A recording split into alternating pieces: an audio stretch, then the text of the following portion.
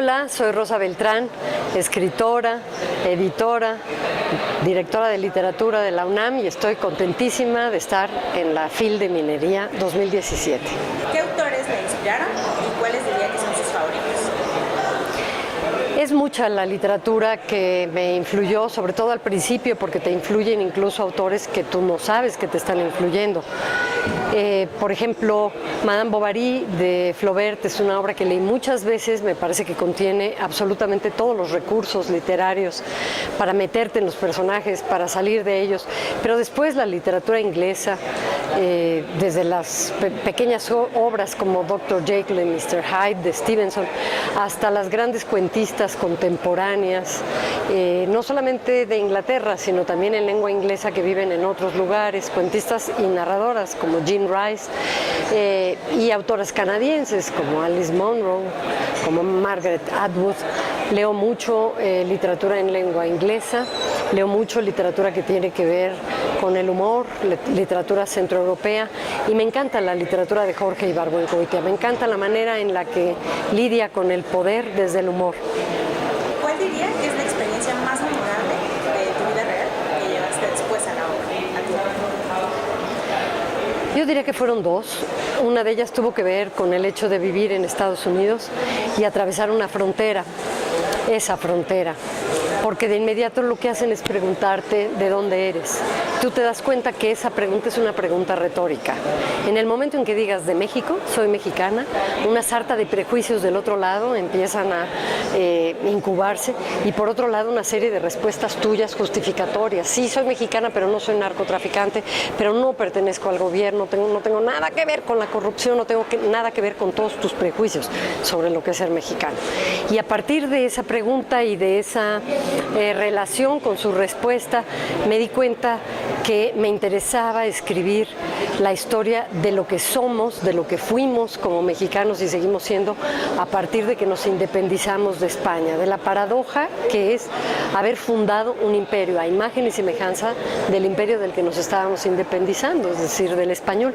Y escribí La corte de los ilusos, sobre la vida privada en la corte de Agustín de Iturbide, y gané el premio Planeta, y eso marcó mi literatura para siempre y también mi quehacer y la forma en la que fui recibida a partir de entonces. Pero hay otros hechos reales que aparecen aquí y allá en todo lo que escribo.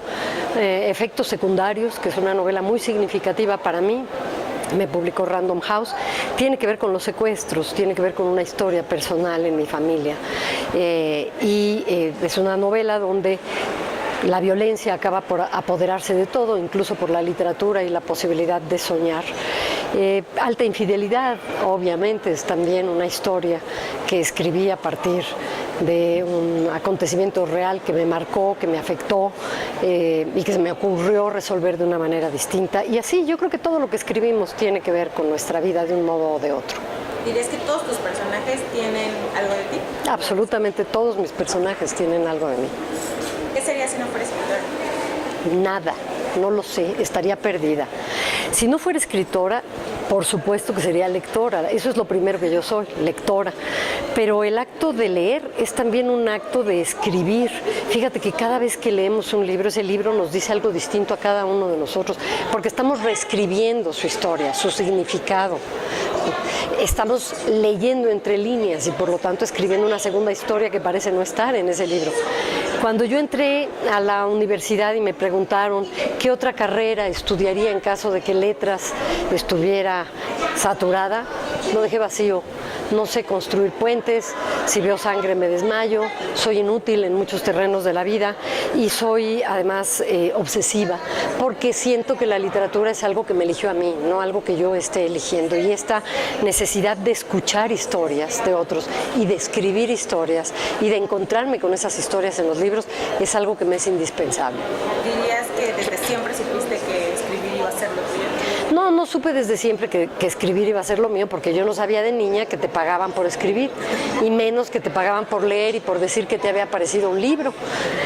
Si yo hubiera sabido eso, pues habría vivido con menos angustia, porque cuando yo era niña y leía compulsivamente, como leo todo el tiempo, pues mi mamá me decía, niña, ya ponte a hacer algo, deja de leer, ¿no? Como si leer fuera no hacer nada. Así que para mí el hecho de que se pudiera vivir de esto, no digo que de una manera espectacular, maravillosa, que sea el trabajo más rentable de la vida, eso no importa.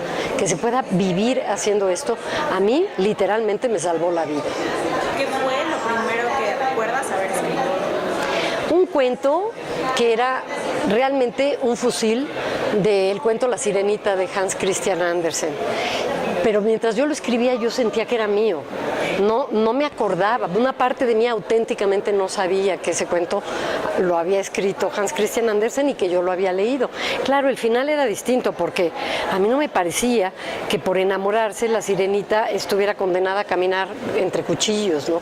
Sobre cuchillos, al usar sus pies. A mí me parecía que no debía terminar así una historia que le apostaba tan absolutamente al amor, así que yo lo cambié y quién sabe dónde quedó ese cuento, pero cuando lo presenté en la escuela tuvo bastante éxito. Me imagino que porque mi maestra tampoco había leído a Hans Christian Andersen o no se acordaba. ¿Y cuántos años tenía cuando lo hizo? Iba en la secundaria, principios de la secundaria. ¿Qué libro está leyendo actualmente? Nunca leo un solo libro, siempre estoy leyendo varios libros de manera simultánea. Algunos tienen que ver con mi trabajo en la dirección de literatura. Estamos presentando Crónica, que es un conjunto de cronistas que han publicado este libro en la dirección de literatura, cronistas vivos, en plena producción, extraordinarios, los mejores cronistas, y voy leyendo las crónicas de a poco. El volumen Solo Cuento, ya vamos en el 9º esta vez, pues también implica una lectura de a poco, voy leyendo así los cuentos, ¿no?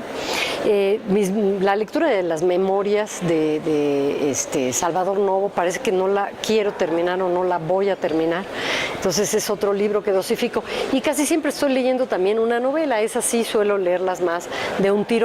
Acabo de leer, no la había yo leído, la novela de Aguilar Camín sobre sus padres, me pareció extraordinaria.